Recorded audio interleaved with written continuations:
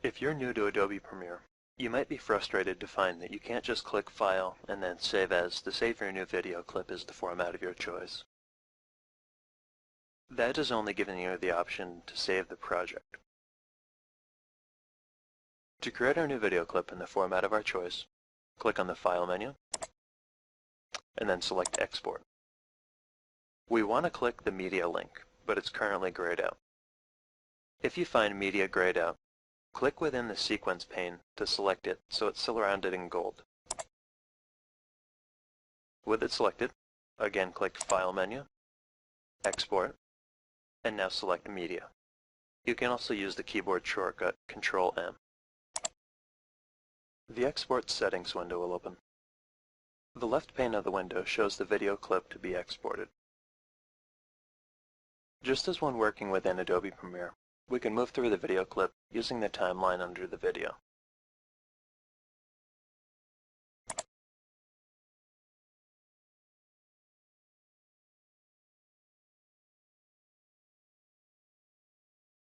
For the source range, we have several options. We can select Entire Sequence, Work Area, or Custom. Entire Sequence exports the entire video clip from the beginning to the end. Work Area exports the selected work area from the Premiere project. This is not necessarily the entire clip. Custom exports a portion of the video clip that you select. If we only wanted to export a portion of this video, we could drag the beginning and end time markers that show up as gray triangles. Currently, they show up at the very beginning and at the very end, selecting the entire time sequence. Let's move the end time marker so that it only exports about 1 minute of this video. If we export now, it will only export this small portion of the video that shows up between the two gray triangles in gold. Currently, the time marker is showing up about halfway through the clip that we're going to export at about 34 seconds. The right side of the window shows the export settings that will be used to create our new video. The first thing we need to do is determine what format we're going to convert our video into. If you aren't sure what video format to use, I would highly recommend using the H.264 codec to encode your video files into MP4 files. MP4 files are pretty much the de facto high-definition video standard of the web today. Files encoded using an H.264 codec and an M4P4 container file offer very high-quality audio and video while remaining relatively small in size. Blu-ray players use the H.264 codec because of these advantages. Let's click the drop-down menu next to Format. This is the list of available formats you can export the video into. In looking through the list, you'll notice video formats like H.264, MPEG-2, and AVI. But you may also notice audio-only formats like MP3 and WAV. If you only want the audio portion from a video clip, you can simply select an audio-only format here and save it. We want to create an H.264 format file, so we will click to select H.264. Let's click the drop-down menu next to Preset. Here we can see a list of pre-configured presets for video quality settings. Here are our custom settings for iPod and iPad size screens, TiVo, Vimeo, YouTube, and regular HD TV presets, among others. If you prefer, you can also create a custom preset. To get the best quality final product, it's best to output your video file at the same resolution that it was recorded at. This is a full HD video clip, so we're going to start out by selecting a preset out of the HD TV set. Let's select this HD 1080p 29.97 to start with. This will create a very high quality final product, but it will also create a very large file.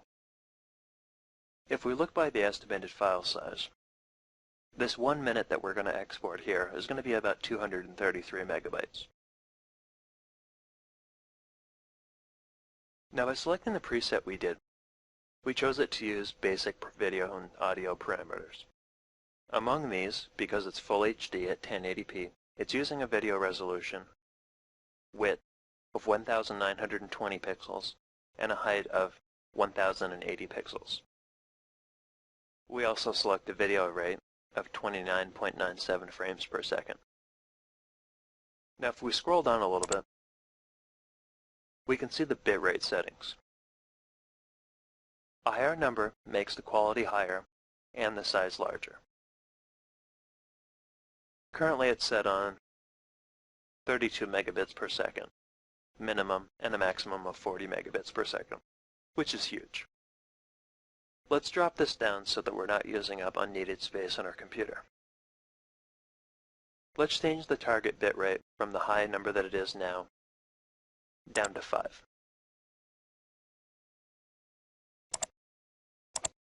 And let's change the maximum bitrate to 8. This will give us a high-quality final product that is of a more reasonable size. We can now see that this 1-minute video clip, instead of being 233 megabytes, will now only be 37 megabytes, but the quality will still be very good. You can adjust the bitrate until you are satisfied with the size of the file. The minimum I would go is 0.7 for the target bitrate and 1.2 for the maximum bitrate. Let's select the name and location to save the new file. We do this next to the output name. There's currently a name listed. If we click on this, it'll bring up a save window.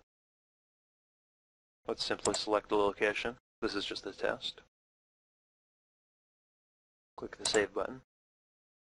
And we can now see that it's going to output as save.mp4 into the folder that we selected. The last thing that we're going to look at is bitrate encoding. Currently it's set to VBR1pass.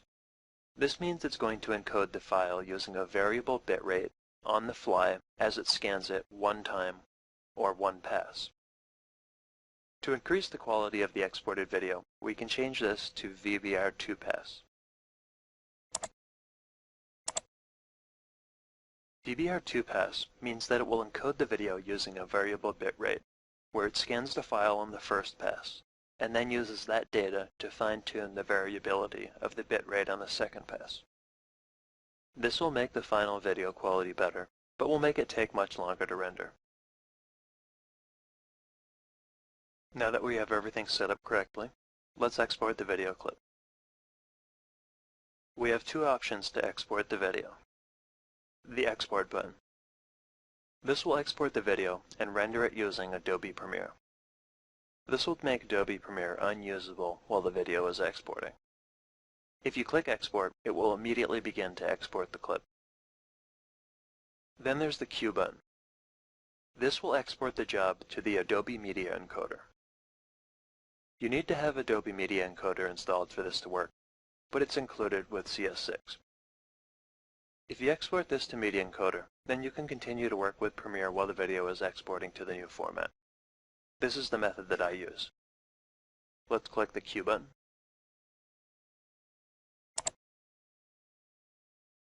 The Adobe Media Encoder window will open. We'll see the video that we're exporting here. In this case, our name is Jag Sunsets, with the date. We can see that it's an H.264 codec, using custom settings, and we can see the output file path and name. We've already set up all our export settings, but if we wanted, we could change them by clicking on the custom link. This just opens back up the export settings window, and we can go through and change our settings if we would like. If we're happy with our settings, and we are, we can begin to export the file by clicking the Start Queue button, which is this little green arrow. At any point, if we like, we can click the Pause button.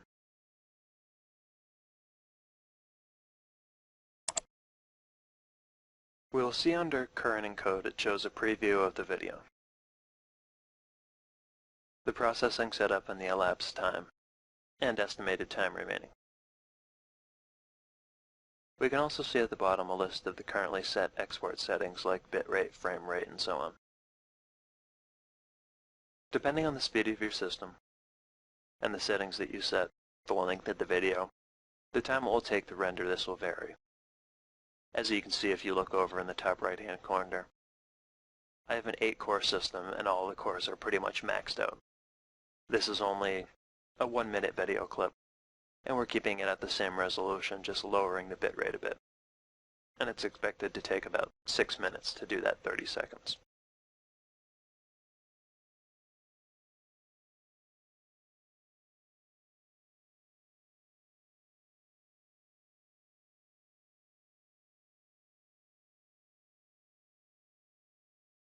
To open the output folder, we can just click on the video, and it will reveal the folder. This is our converted video clip in MP4 format.